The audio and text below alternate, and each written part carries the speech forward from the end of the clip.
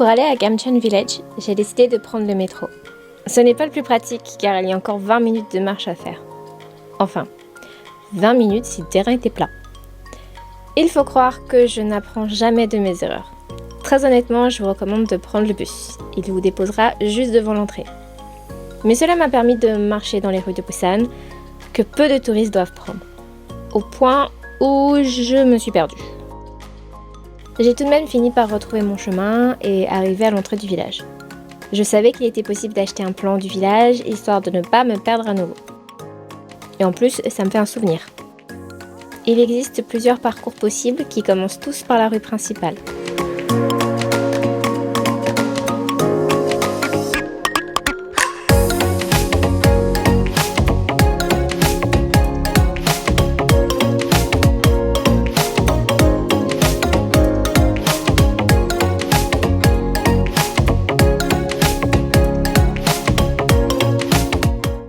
Je ne saurais décrire cet endroit, c'est irréel et en même temps plein d'histoires. Il y a de l'art littéralement partout.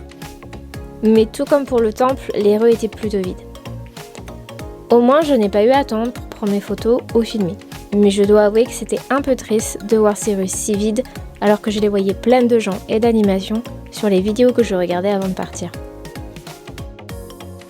Gamcheon Village est bien plus que des spots instagrammables à tous les coins de rue. C'est aussi l'histoire d'un port, d'une ville et d'un pays qui a dû apprendre à se reconstruire rapidement. Donc oui, je vous recommande de visiter Gamcheon Village. Pour moi, c'est bien plus qu'une attraction touristique. D'ailleurs, les habitations sont de vraies habitations, donc essayez de garder un niveau sonore correct. Je vous passerai les détails de mon retour dans le centre de Busan, car je n'avais pas d'internet, je n'avais pas de plan et je ne suis pas sortie au même endroit. Donc du coup, autant vous dire que le retour a été quelque peu compliqué. Mais je ne me suis pas pour autant arrêtée là. Parce que nous quittions Busan le soir même et qu'il me restait un peu de temps avant de retrouver les filles, j'ai décidé d'aller faire une dernière attraction touristique, que je n'ai pas non plus regretté de faire. Et on voit ça ensemble dans mon prochain vlog.